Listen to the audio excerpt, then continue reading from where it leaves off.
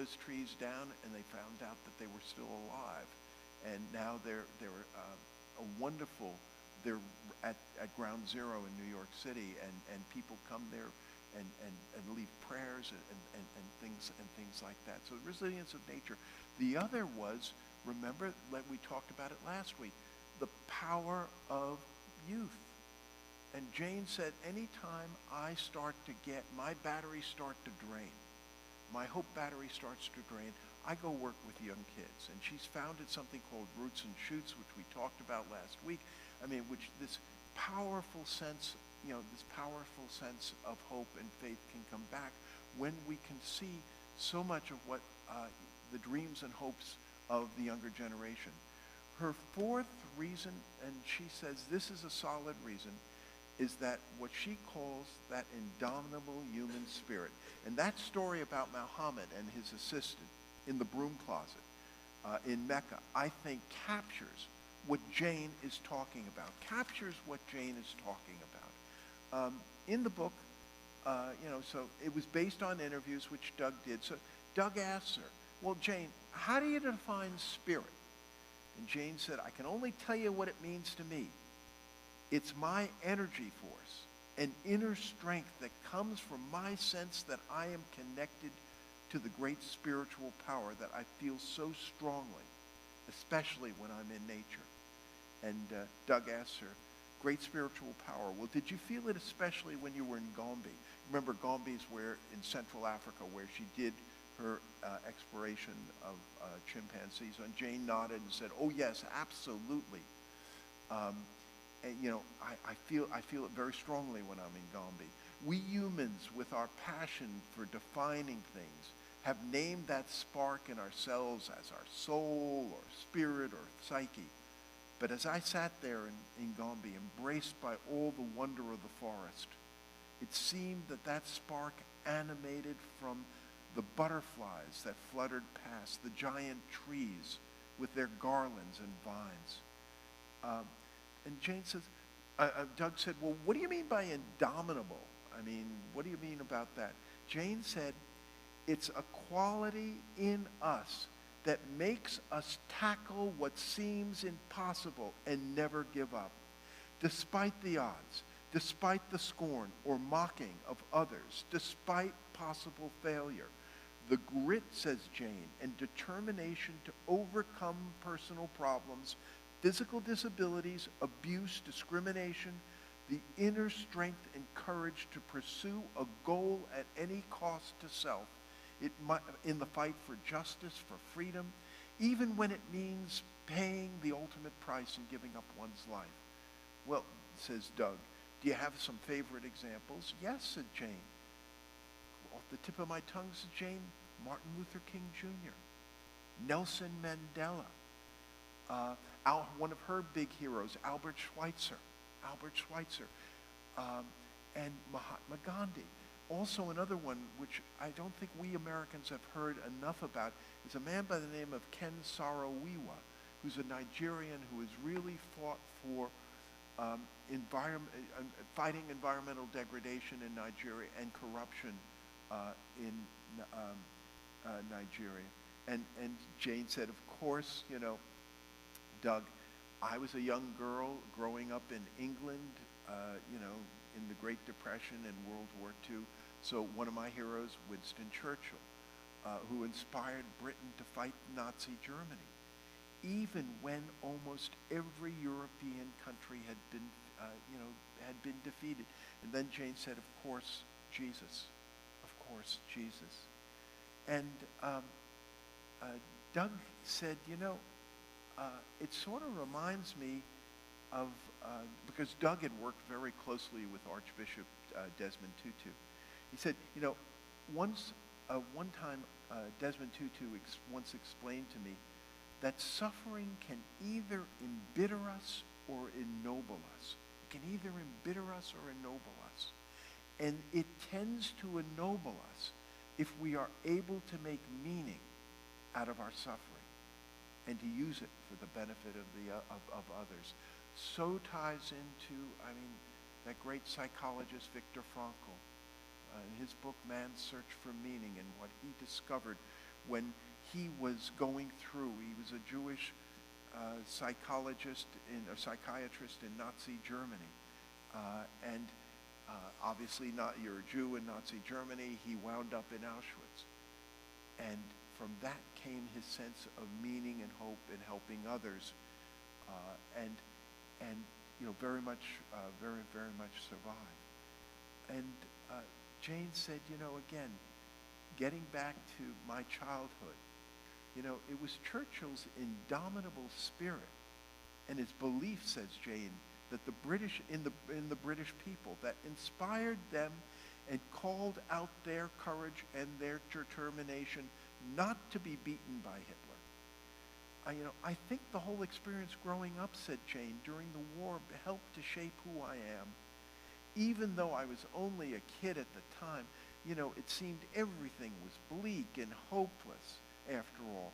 I mean, for a time, Britain stood alone after the occupation of Europe and the surrender of most other European countries. And let's face it, our army wasn't prepared. The British Navy wasn't prepared. And our Air Force was puny compared to the Luftwaffe. But cutting through that despair came Churchill's speeches, sharing his belief that Britain would never be defeated. And the speeches brought forth a fighting spirit in the British people. His most famous speeches about blood, sweat, and tears. And it really made a difference, Doug, she said to Doug. And you know what, Doug? Well, it was a lot of help of a lot of other people too, not just Britain. But we won. We won. I remember very much, I asked my dad, and my dad was in the U.S. Army Tank Corps during World War II. And again, remember, I was raised in a Jewish family. And so, if Hitler won, it would have been, I probably wouldn't have ever been born. And so I turned to my father and I said, Daddy, did you ever think about what you would do if Hitler won? And my father looked at me. I always remember this. He looked at me and he said, Ricky, I thought there would be some dark days and it would take some time. Like the 5th and 6th inning could be really bad, but by the time we got to the 9th inning, we'd win. And I never doubted that we'd win. That is hope. That is hope. That is the grit. That is the determination that Jane is talking about. It's something so different from listening to the news and then saying, oh my God, it's all lost. It's all, the world's going to hell in a handbasket. And that's why I've been stressing so strongly, get out of negative prayer circles. Get out of negative prayer circles. And Jane also says, and I think this is so true, that a lot of times when we go through these tough and rough periods, it can bring out the best in people. It can bring out the best in people. I mean, there are a lot of stories about Britain during the war, about going through those dark times, which brought out the best in people. And the same thing, I think, is so true if you look at 9/11. I mean, you don't hear stories of people crawling over people trying to get out of the building. You hear stories of people carrying people 90 stories in wheelchairs, 90 stories down. And you hear stories, and you saw it on the TV. You saw police, fire, EMT going into the building and giving the ultimate. And Jane talks about so many examples of this. To quote that indomitable human spirit, to quote that great spiritual teacher, Tom Petty, I won't back down. I won't back down. And Jane also talks that it's so important in going through this, in going through these things, to have support networks, That's why I think spiritual communities can play such a strong role in this sense of support networks. And also healings and healing circles. the story I love so much about this indomitable human spirit Jane tells, and it's, of course, a true story. It comes from rural China, and it's these two men, and I'm going to really, my Chinese ain't that good. This is really going to botch my, but Jai Hoxia and Jin Winky, one of these men is blind, but has arms. The other one has arms, but is blind. So, there's this, as China becomes, went from a backward country to becoming this economic powerhouse, it did a lot of destruction. I mean, it was almost like, Dickensian England going back into, going back into the 1800s and the 1700s, the beginning of the Industrial Revolution. I mean, this area, which used to be beautiful, got devastated in this industrialization. And you would think, well, what could possibly a blind man and an armless man do about it? They said, let's work together to plant trees. I can't see, you have arms, but you can't see. I can't see, I have arms, you can't, you don't have arms, but you can see. Together they work together. They are national heroes, and I think should be international heroes. These two guys have planted more than 10,000 trees and have helped what was really a degraded area in China come back to life. And to Jane, and I think to all of us, these should be incredible examples of that indomitable human spirit. Doug said to Jane, well, in literature, is there any literature you turn to which really, besides the Bible, is there any, where you, that you turn to for this sense of the indomitable human spirit? She said, yes, J.R.R. Tolkien's Lord of the Rings. And she said, you remember one of Samwise's, we're talking about sidekicks, Samwise the Hobbit was Frodo's sidekick. So little Samwise, and as before they got into Mordor, they were going through some elven land, and there was the Lady Galadriel, who, beautiful, noble, wonderful. She gave little Sam a plain wooden box, and inside the box was dirt from Galadriel's garden. And do you remember what, for those of you Lord of the Rings fans, remember what happened? They go into Mordor, and Mordor is hell on steroids, run by the Dark Lord. What chance do you think these, Hobbit and a few other people have, against Sauron and all that? They win. They win. But they're left with a hellhole. Mordor is Sauron's gone, but the place looks horrible. Samwise takes out the box, this wooden box, opens it up, takes the dirt from Lady Galadriel, starts throwing it around Mordor, and Mordor comes back to life. Mordor comes back to life. Jane said, that to me really honestly truly represents that indomitable human spirit. Or as Nelson Mandela said, the quote which I read in the first, things seem impossible until somebody does it. Until somebody does it. We, don't have to be a wonderful story about a great rabbi, Rabbi Susha, great Jewish rabbi. And he was crying when he was on his deathbed, and he was crying. And the students came up to Rabbi Susha and said, what's the matter, Rabbi Susha?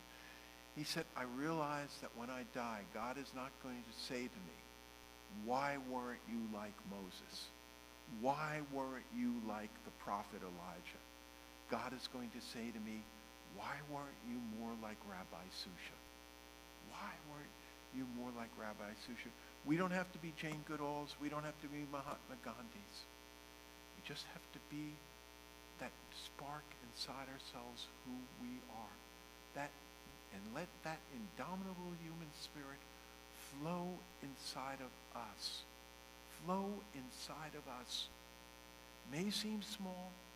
It may not get on television. It may not be page 1 in the newspapers. But every little bit helps.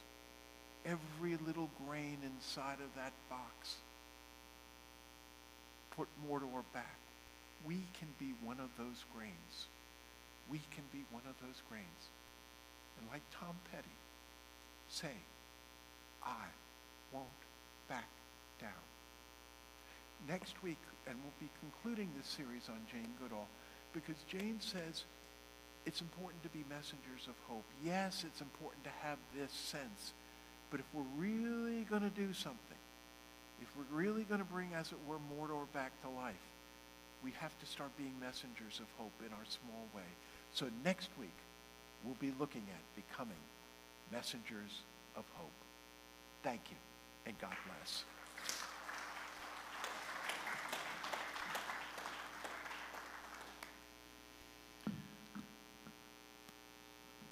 I look at manifestation. About 4 or 5 years ago, I got a John Prine songbook, and I was going through it, and came upon this song, and I wrote up on top of it, "For unity?" with a question mark. I knew I'd be back someday. This is bittersweet day for me, though. This is the first time I played without Ginger, my last service dog, with me. And she was a barker for any of the new congregants here, Ginger Barker. And if the congregation said amen, she barked. And if there was applause, she barked. And when people stopped clapping, she stopped barking. So this is kind of for Ginger, but for all of us. Because I see a lot of gold out there.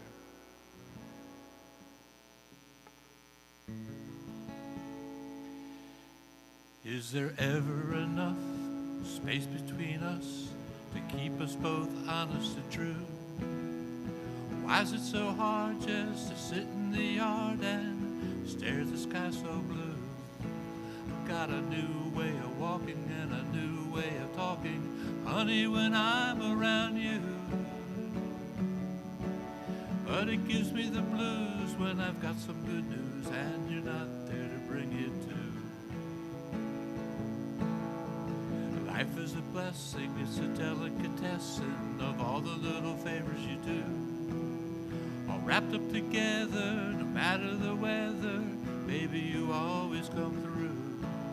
It's a measure of treasure that gives me the pleasure of loving you the way I do. And you know I would gladly say I need your love badly and bring these little things to you. 'Cause you've got gold. Gold inside of you. You've got gold. Gold inside of you. I've got some gold inside me too.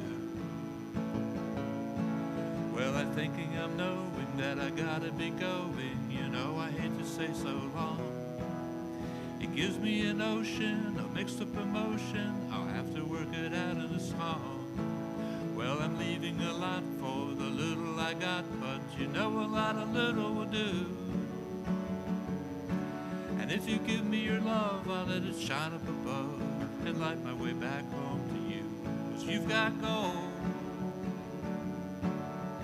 Gold inside of you. You've got gold, gold inside of you.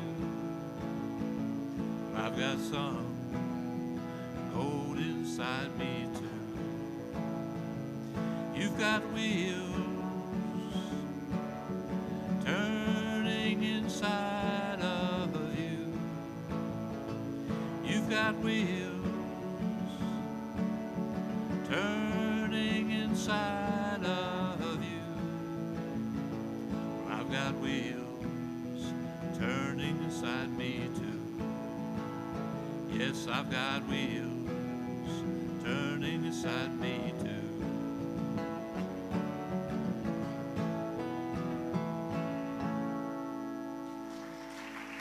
Thank you.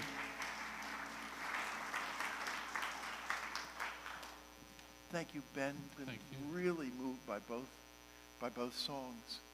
Well, now we come to the time of tithes, offerings, and gifts.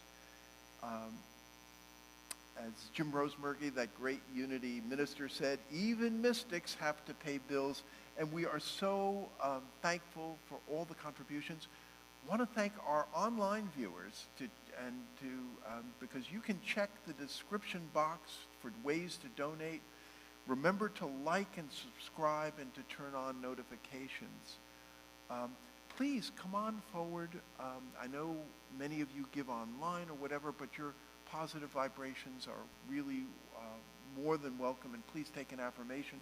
And for those of you online, remember there used to be a C drive. I would have shoved an affirmation through and you could have taken it out through the C drive, but no more C drives, so let this stand for all of us, for folks online. It's a wonderful affirmation. I listen to the still small voice within me. I listen to the still small voice within me. Let's say that wonderful prayer together. Divine love, flowing through me, blesses and multiplies all that I am, all that I have, all that I give, and all that I am open to receive. Thank you, Father, Mother, God. And so it is. Lord, prepare me to be a sanctuary,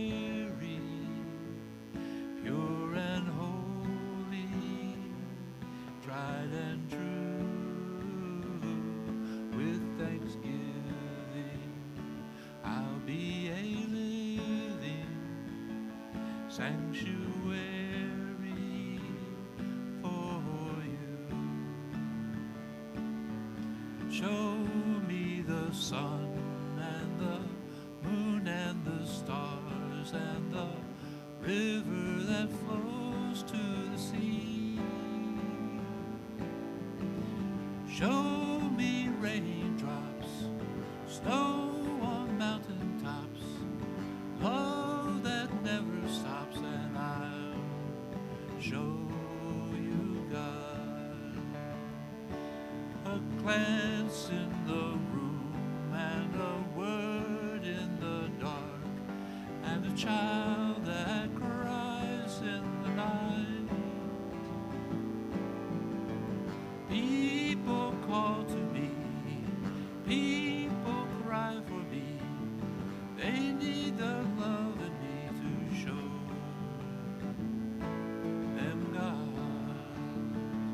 If we hold out our hands and we open our hearts and admit that we long to be free, share our loneliness, share our happiness, in our togetherness we'll find God. Show me the sun and the moon and the stars and the river that flows by the sea. Show me raindrops, snow on mountain tops, love that never stops, and I'll show you God. A glance in the room and a word in the dark, and a child that cries in the night. People call to me, people cry for me, they need the love in me to show them God. Lord, prepare me to be a sanctuary, pure and holy, tried and true. With thanksgiving, I'll be a living sanctuary for you.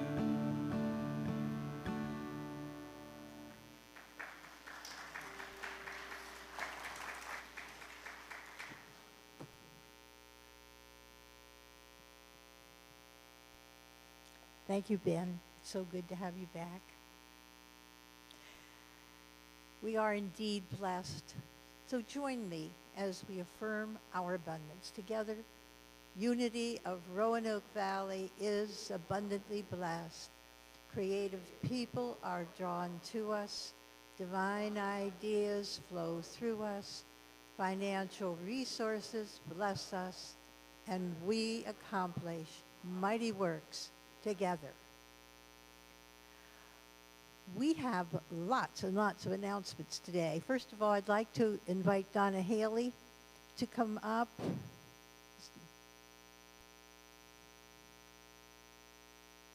Here's, okay. We'll get Donna. Cody, do you want to come up? You have announcements to make about our Music on the Hill. We'll let you make your announcements. Sure. So good morning, everybody. So the Music on the Mountain is starting this week. It is going to be a monthly event, so I want everybody to come on out, just have some fun. It's $5 at the door. We're going to have Damani Cade start at 7 o'clock. Doors open at 6:30, and then Johnny Lex and the Allies will start at 8. It is going to be a blast, a lot of dancing, a lot of fun. We're going to have a Greek food truck here. We've got a vendor going to be set up out here as well, so come on out. And if you want more information, I do have a Facebook page for Music on the Mountain, so you can see all the information on there and keep track of what bands are coming. Thank you. Thank you. Come on, Donna. I see Donna coming up now. Donna's our master gardener, rose pruner. She's going to tell us about our high tea and roses.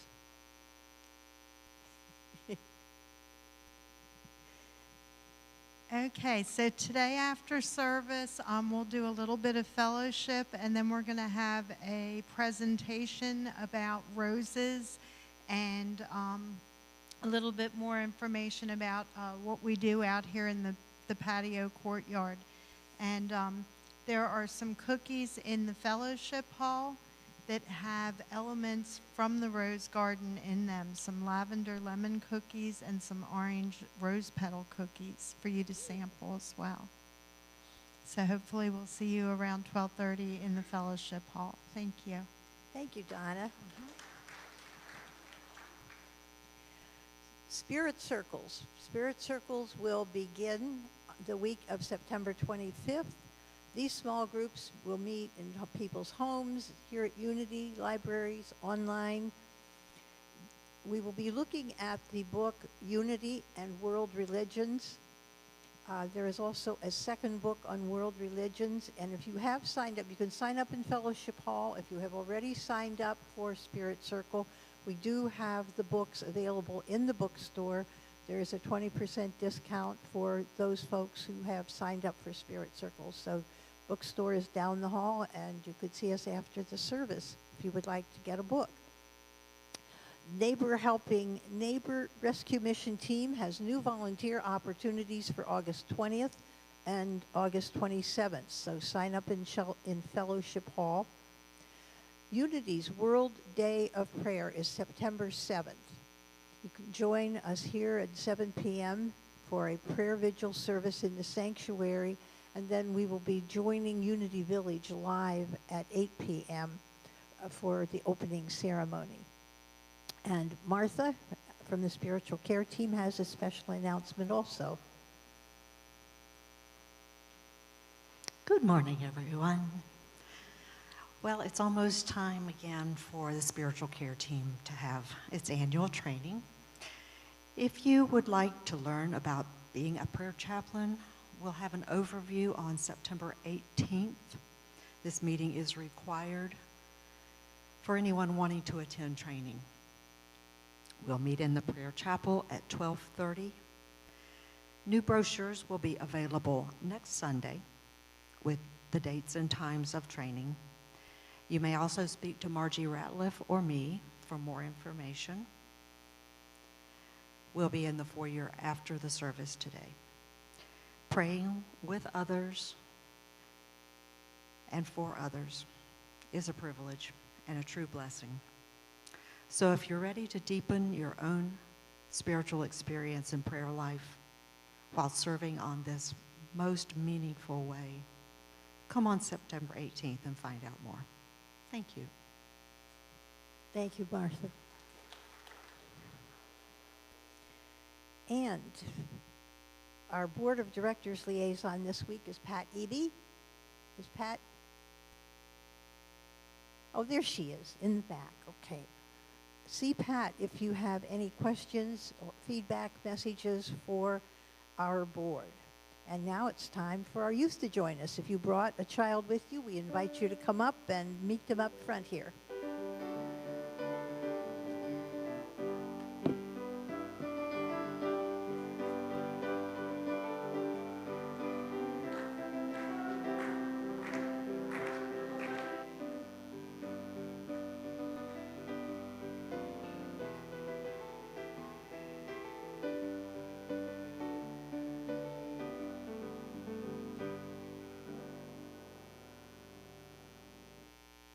Everyone.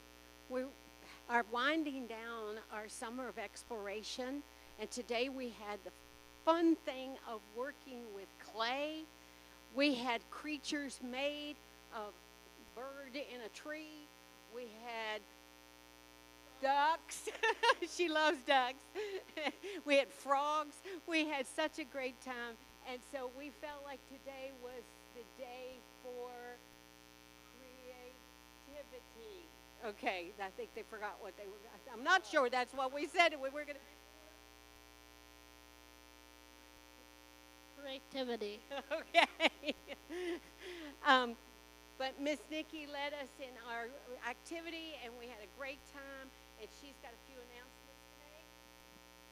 All right, ladies and gentlemen, next Sunday, August the 28th, is our Summer of Exploration Grand Finale. We will have 3 wonderful musicians who will lead us in dance of universal peace. We hope that all of our children and teens can be part of this fun and popular experience. Our nursery and preschool and K-5 will return to their regular classrooms the following Sunday, September 4th.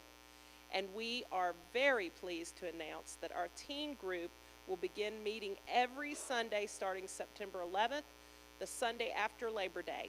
The first teen club meeting will be led by Jane and Dominique Harden. Thank you very much. We have a wonderful way of closing.